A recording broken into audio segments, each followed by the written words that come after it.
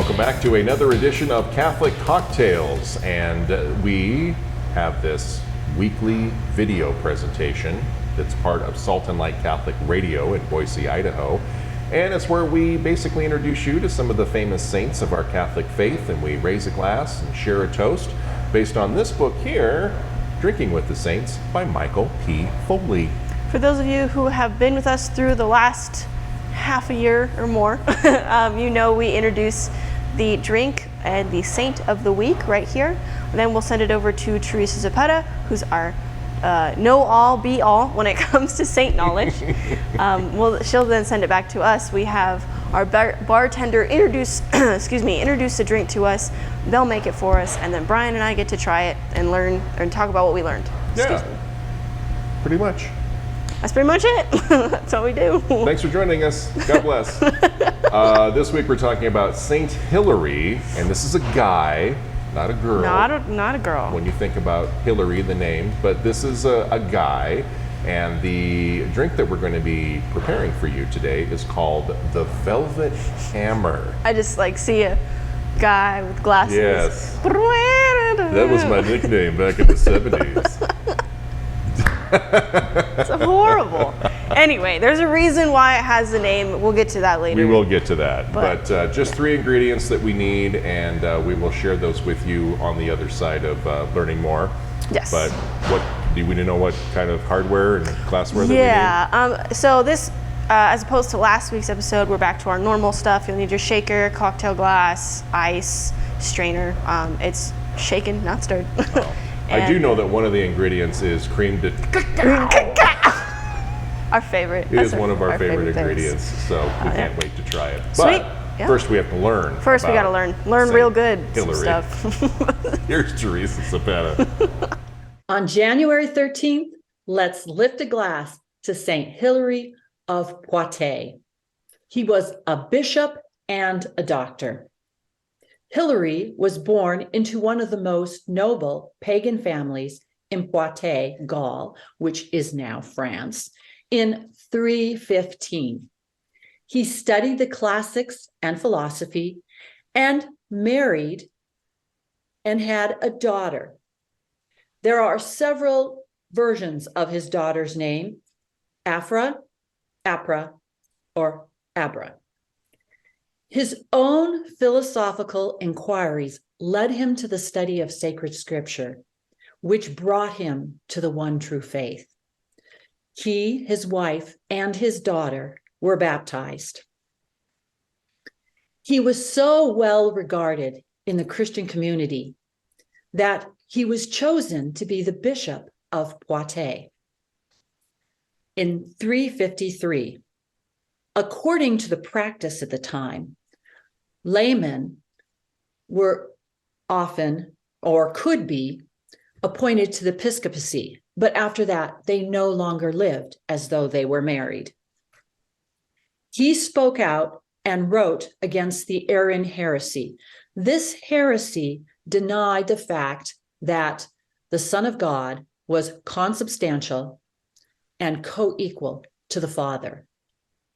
They said that the Son of God at one time did not exist and was created, and they denied his divinity.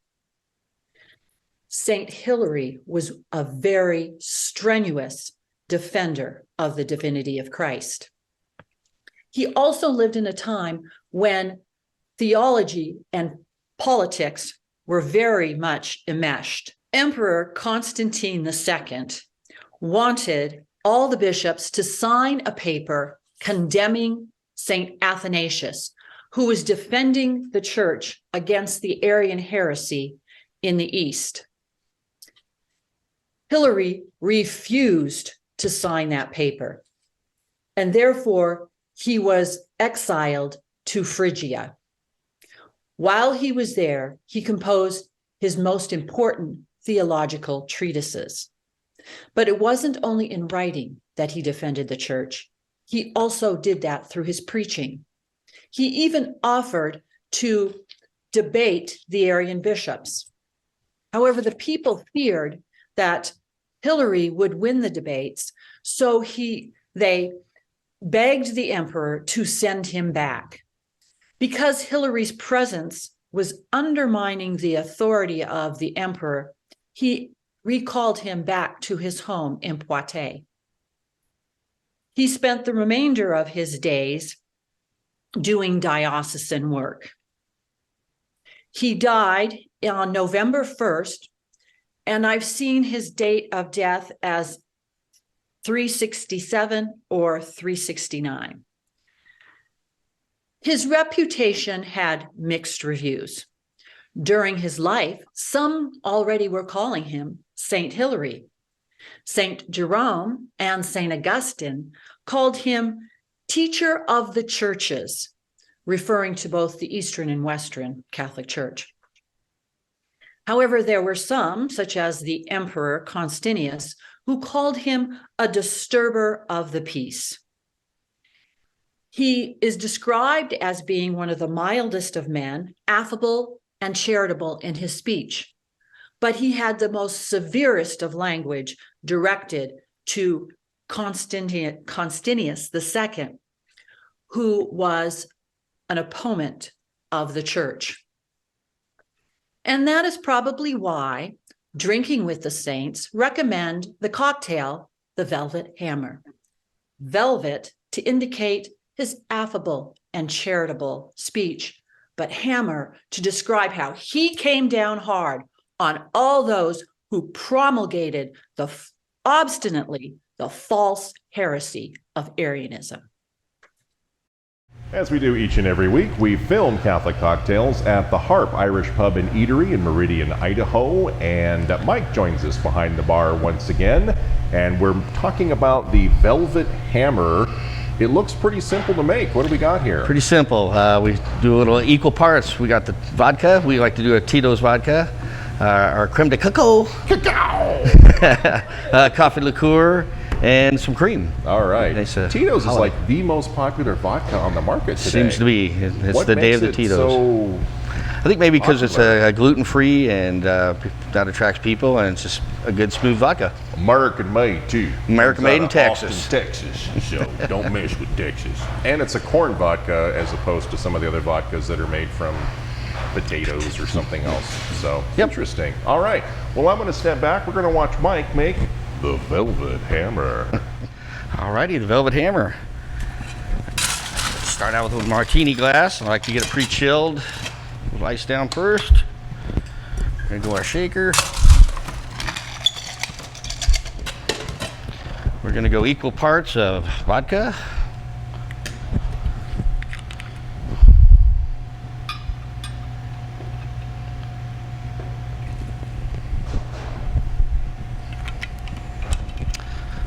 Our coffee liqueur.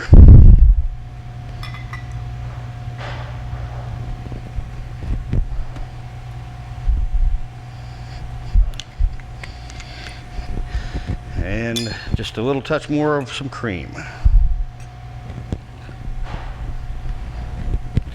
And a vigorous shake.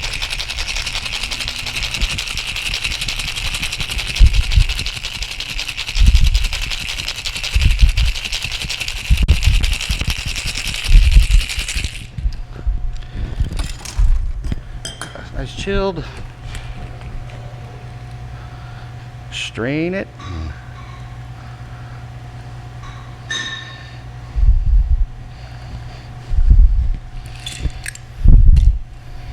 And the Velvet Hammer.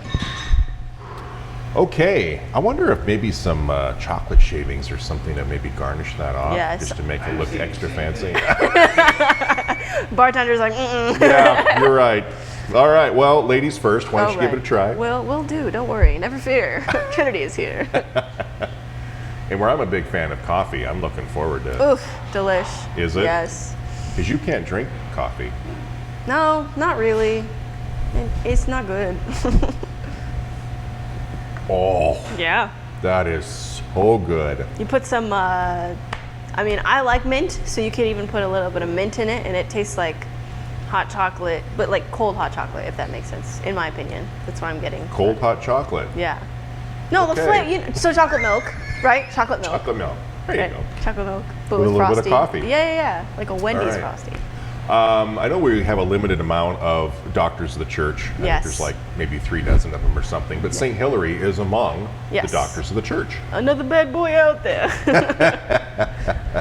But again, this was around the time of the Arian heresy. So I know recently we talked about St. Ambrose and St. Augustine, and that's what they were fighting during that Yeah. era in church history. So a heresy is like a teaching that goes directly against a teaching of the Catholic Church. That's not like the textbook response, but that's a simplified definition.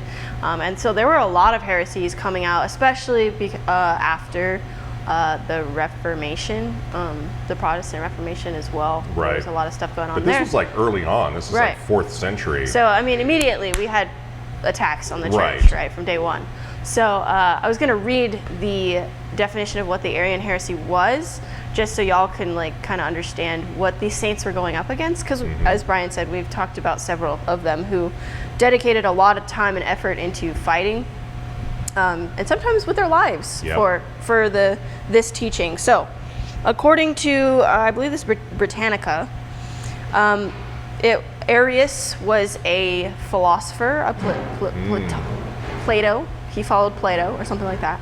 And so the I basic, like Play-Doh. It's fun. it's fun. Oh, Play-Doh. Not that, right, not that Play-Doh. Play-Doh. Yeah, All right, Play-Doh. Gotcha. Yes. Not Play-Doh. Yeah.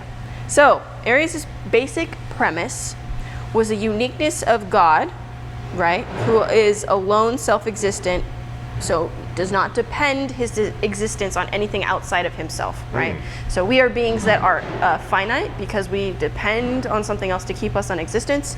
He is infinite. He does not depend on anything. He is self-existing. He keeps himself in existence, which ties into his almightiness, his power, right? So these are God's perfections that we're kind of talking about right now. So, and immutable. The Son of God, so Jesus, who is not self-existent, cannot therefore be the self-existent and immutable God, because the Godhead is unique and cannot be shared or communicated. Because the Godhead is immutable or unchangeable, the Son, who is changeable, must therefore be deemed a creature who has been called into existence out of nothing and has had a beginning. Moreover, the Son can have no direct knowledge of the Father, since the Son is finite and of a different order of existence. So that's a very long-winded and complicated way of saying that. Of saying baloney. Yeah, of saying baloney. But it's breaking down the ideology of Christ's twofold nature, right? So he's fully Man. God, fully man. Yeah. This was just saying that he was fully man, like almost just like us. Right? Because it was taking away that divine aspect. No. So that's what they were fighting, was they were this huge teaching of the church on Christ, pretty much. Yeah. Wow. So, Interesting. Going back to today's drink, St. Hilary. Hilary means cheerful in Latin, so that's fun. And I think if we drank enough of these, we too would also be quite be cheerful.